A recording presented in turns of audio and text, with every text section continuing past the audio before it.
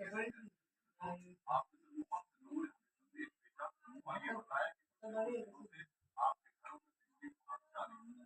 आप में से कई लोग सोसाइटी में रहते हैं, शहरों में रहते हैं और कुछ गाँव में रहते हैं, लेकिन सबकी हालत और शिकायत एक जैसी।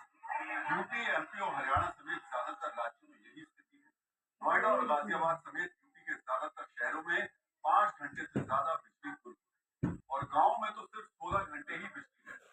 ये हाल तब है जब यूपी में बिजली सरप्लस होने का दावा किया जाता है, तो फिर दिक्कत है कहाँ? मध्य प्रदेश में कल औसतन 5 से 6 घंटे तक अघोषित पावर कट रहा। हरियाणा में सबसे बुरा हाल रहा। कई इलाकों में 14 घंटे तक पावर कट रहा। पूरे हरियाणा में औसतन 4 घंटे का पावर कट रहा। आखिर लोग रात भर बिजली का इंतजार क्यों करते हैं?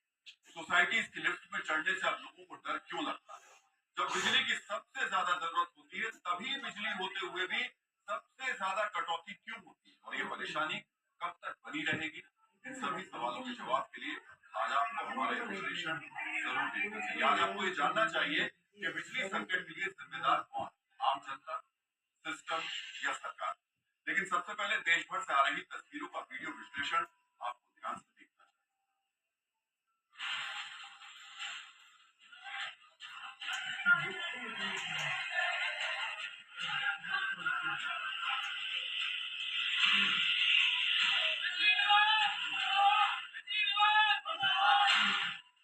जैसे जैसे तापमान बढ़ रहा है वैसे वैसे पावर कट भी लंबा होता जा रहा है और जब मई के महीने में मौसम ने अपना रौद्र रूप दिखाया तो लोगों की रात की नींद खराब हो गई है। बीती रात देश के कई शहरों में हालात कुछ यूं रहे कि जब लोग सोने गए तो एसी छोड़िए पंखा तक नहीं चला। सबसे पहले आपको मिलेनियम सिटी गुरुग्राम की स्थिति देखनी चाहिए। बीती रात गुरुग्राम के 7 सेक्टर अंधकार में डूब गए। एक पावर सब स्टेशन में लगे मेन ट्रांसफार्मर में आग लगने की वजह से 7 बिजली घरों में बिजली आपूर्ति बाधित हो गई। डेली कट होता है, कम से कम भी 7-8 घंटे डेली कहीं नहीं गए। कॉल्स करते हैं ऑफिशियल्स को, इलेक्ट्रिसिटी विभाग में, उनकी तरफ से भी कोई रिस्पॉन्स नहीं आया। बच्चे कह रहे हैं मम्मी 2 घंटे नहीं हम सो पा रहे थे, हम ऑफिस में जाके क्या काम करें? हर समय यही रहता है कि बिजली आती ही नहीं, आती ही नहीं है। एक तरफ बिजली नहीं होने की वजह से लोग घरों में घुट रहे थे तो दूसरी तरफ गुरुग्राम के रैपिड मेट्रो की रफ्तार भी कम। बिजली जाने की वजह से मेट्रो जहां थी वहीं रुक गई। लोगों को मजबूरी में ट्रैक पर पैदल चलकर मेट्रो स्टेशन तक पहुंचना पड़ा। मेट्रो सेवा तो 1 घंटे में बहाल कर दी गई, लेकिन करीब आधे गुरुग्राम में पूरी रात बिजली के इंतजार में रहा। गुरुग्राम की तरह ही यूपी के लखनऊ, वाराणसी और कानपुर के कई इलाकों में बीती रात ब्लैकआउट रहा। स्थिति ये थी कि बिजली नहीं होने की वजह से लोग सड़कों पर उतर आए। लखनऊ में तो पावर कट से परेशान लोगों ने बिजली कटौती के विरोध में सड़क ही बंद कर दी। देश भर से ऐसी ही तस्वीरें सामने आ रही हैं। कहीं रात में अंधकार है तो कहीं दिन में पावर कट की वजह से जनता लाचार। कहीं जनता का गुस्सा अधिकारियों पर फूट रहा है तो कहीं स्थिति ये हो गई है कि अधिकारी फोन उठाना बंद कर चुके हैं। अधिकारी फोन उठाते हैं, फोन बंद कर देते हैं उस फोन को। तो सर ये जिम्मेदारी किसकी है? क्या कह रहा है? बिजली वालों से बात हुई, बिजली विभाग से? अरे तार फॉर्म बना दें, तार फूका बना दें। एक तरफ लोग घरों में बिना बिजली के परेशान है तो वहीं ब्लैकआउट रोकने के लिए बिजली विभाग के अधिकारी भी जूझ रहे हैं। अचानक डिमांड बढ़ने की वजह से बिजली घरों पर लोड ज्यादा पड़ रहा है। इतना लोड पड़ रहा है कि घरों को ठंडा रखने के लिए कहीं कूलर लगाया गया है तो कहीं ट्रांसफार्मर को नहलाया। बिजली सप्लाई को सुचारू रखने के हर प्रयास किए जा रहे हैं, बावजूद इसके कहीं तार जल रहे हैं, कहीं ट्रांसफार्मर फट रहे हैं, कहीं बिजली घर ठप पड़ गए हैं और नतीजा ये है कि भीषण गर्मी में लोग बिना बिजली के मर रहे। मई जून के महीने में हर साल भीषण गर्मी पड़ती है। हर साल गर्मी पिछले साल का रिकॉर्ड तोड़ती है और इसी के साथ बिजली की डिमांड भी नया रिकॉर्ड बनाती है। लेकिन जब ये बात पहले से मालूम है तो फिर बिजली कटौती से बचने के लिए इंतजाम पहले से क्यों नहीं किए जाते? इस सवाल के जवाब को समझने से पहले आपको देश में बिजली संकट के गणित को समझना चाहिए। इस साल बिजली की पीक डिमांड में मानो विस्फोट हो गया। पीक डिमांड यानी साल का वो दिन जब सबसे ज्यादा बिजली की खपत हुई। 21 मई को देश में बिजली की पीक डिमांड 270 गीगावाट थी। इसे ऐसे समझा जा सकता है कि देश में साल भर औसतन डिमांड 170 से 190 गीगावाट के आसपास रहती है। यानी औसत डिमांड की तुलना में 80 से 100 गीगावाट मांग की बढ़ोतरी, यानी औसत डिमांड से 50% से भी ज्यादा मांग बढ़ गई। 2020 में देश की पीक डिमांड लगभग 180 गीगावाट थी, यानी बीते 5 साल में बिजली की पीक डिमांड में 50% का उछाल आया। मित्रों, अब आपको ये भी समझना चाहिए कि बिजली की खपत साल दर साल इतनी तेजी से क्यों बढ़ रही है। जिस एसी को पहले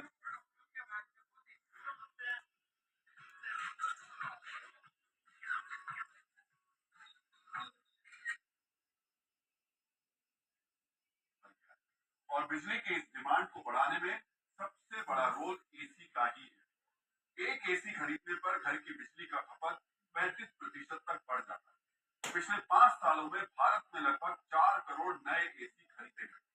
भारत में हर साल एसी की खरीद 25% की रफ्तार से बढ़ रही है। बड़े शहरों में गर्मी के मौसम में कुल बिजली का खपत 50% हिस्सा एसी और कूलर की वजह से ही होता है। माना जा रहा है कि शाम के वक्त जब लोग घर वापस आते हैं, अपना एसी कूलर ऑन करते हैं, तो बिजली की डिमांड अचानक बढ़ती है और इस डिमांड को बिजली घर पूरा नहीं कर पाते हैं। ऐसे में सवाल उठता है, क्या भारत में बिजली की सप्लाई डिमांड से कम है? तो भारत के पास 510 गीगावाट की स्थापित बिजली क्षमता है, जबकि पीक डिमांड 270 गीगावाट, यानी जितनी डिमांड है उससे 53% ज्यादा बिजली उत्पादन हो रहा है। ऐसे में ये सवाल तो लाजमी है, जब जरूरत से ज्यादा बिजली है तो फिर पावर कट क्यों हो रहे हैं? इसकी एक वजह देश भर में बिजली का बुनियादी ढांचा।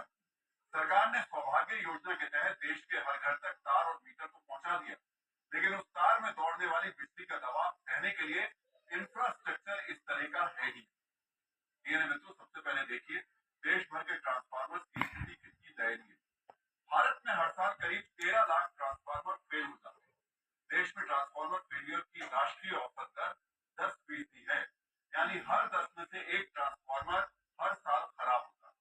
मित्रों, भारत के ट्रांसफार्मर की स्थिति कितनी खराब है, इसे ऐसा समझा जा सकता है कि विकसित देशों में ट्रांसफार्मर फेलियर का औसत केवल 1% है, यानी भारत में ये 10 गुना है। मित्रों, डिमांड से ज्यादा बिजली उत्पादन के बावजूद बिजली क्यों जा रही है, उसकी अगली वजह जानकर आप चौंक जाएंगे। भारत में लूज वायरिंग, चोरी और तकनीकी कमियों की वजह से भारी मात्रा में बिजली रास्ते में ही बर्बाद हो जाती है। इसे ट्रांसमिशन एंड डिस्ट्रीब्यूशन लॉस कहते हैं। साल 2025 में ट्रांसमिशन एंड डिस्ट्रीब्यूशन लॉस 17% था। मित्रों, विकसित देशों में यह आंकड़ा सिर्फ 5 से 6% होता है। साल 2025 में 1,80,000 यूनिट बिजली बर्बाद हो गई। मित्रों, ये बर्बादी कितनी है, इसे ऐसे समझा जा सकता है कि एक आम परिवार सालाना औसतन 4,000 यूनिट बिजली खर्च करता है। भारत बिजली उत्पादन के मामले में दुनिया में तीसरे नंबर पर है, बिजली खपत के मामले में भी तीसरे नंबर पर है, लेकिन बिजली की बर्बादी के नाम पर पहले स्थान पर है। भारत में जितनी बिजली बर्बाद हो रही है, अगर उसे बचा लिया जाए तो देश के कई राज्यों का बिजली संकट हमेशा हमेशा के लिए खत्म हो जाएगा। मित्रों, आंकड़ों से ही साफ है कि बिजली की सप्लाई पर्याप्त है, लेकिन सिस्टम दुरुस्त नहीं होने की वजह से आम आदमी को पावर वाली त्रासदी झेलनी पड़ती है। लेकिन गलती से सिस्टम की नहीं है, बिजली संकट के लिए कहीं ना कहीं लोग भी जिम्मेदार हैं। भारत में हर साल लगभग 1.5 लाख करोड़ रुपए की बिजली चोरी हो जाती है। ये रकम इतनी बड़ी है कि इससे हर साल देश में 2 से 3 बड़े और आधुनिक पावर प्लांट लगाए जा सकते हैं।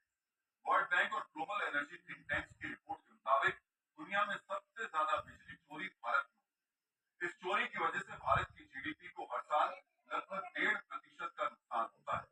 यानी बिजली वितरण कंपनियों को जो पैसा तार बदलने, नए ट्रांसफार्मर लगाने और इंफ्रास्ट्रक्चर सुधारने पर खर्च करना चाहिए था, वो 1.5 लाख करोड़ रुपए तारों में कटिया डालकर हर साल लूट लिया जाता है। ये सिर्फ आर्थिक नुकसान नहीं है, कटिया कनेक्शन की वजह से कितने हादसे होते हैं, गर्मियों में इसकी वजह से कैसे ट्रांसफार्मर जलते हैं, आपको ये भी देखना चाहिए। बत्ती गुल तमाशा गुल। हम इस समय खड़े हैं दादरी इलाके में। उत्तर प्रदेश का ये दादरी इलाका है, जो जंक्शन बॉक्स है वो खुला हुआ है और सारे तार इधर उधर खुले हुए हैं।